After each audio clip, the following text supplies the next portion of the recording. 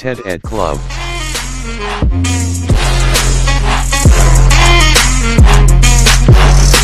BBC.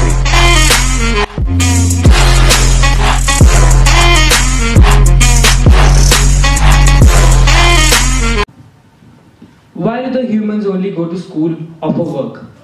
Why do we only venture the interstellar space to look for an alternative home, acting as we are the guardians of the Earth?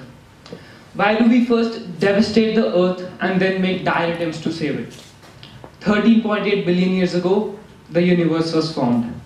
And roughly, around 4.6 billion years ago, the Earth was formed.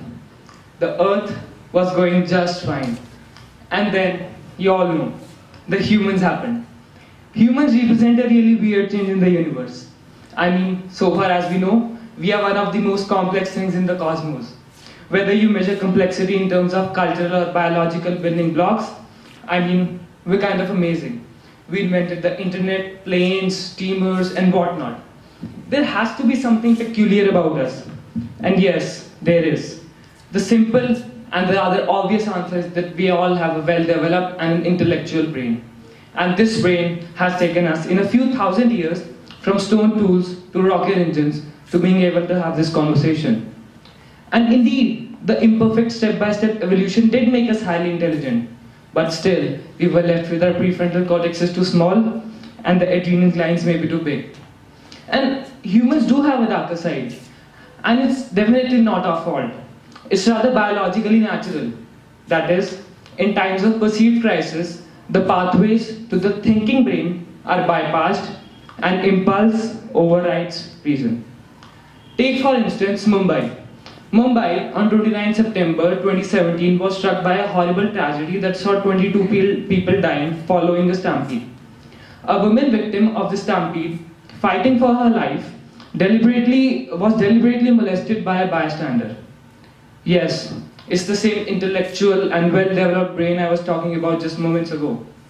I mean, why have we become this insensitive and selfish? We humans, who don't even have this much control on our emotions, do we really deserve to be called the most superior species on Earth? I mean, why is there even any need of those emotions and feelings which always interfere with our intellectual and analytical thinking?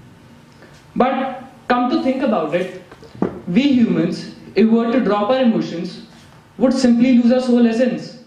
I mean, wouldn't it be so plain, simple, and boring if the Earth was to be inhabited by a bunch of boring robots?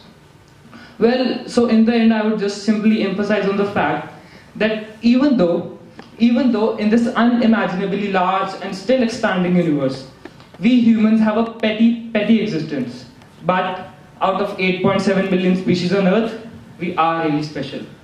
And we humans have the capability of destroying as well as saving the entire Earth, our only home. So it's now up to us how we choose to use this perfect machine that is the brain, and more specifically, how much we choose to succumb to our emotions and feelings. Thank you.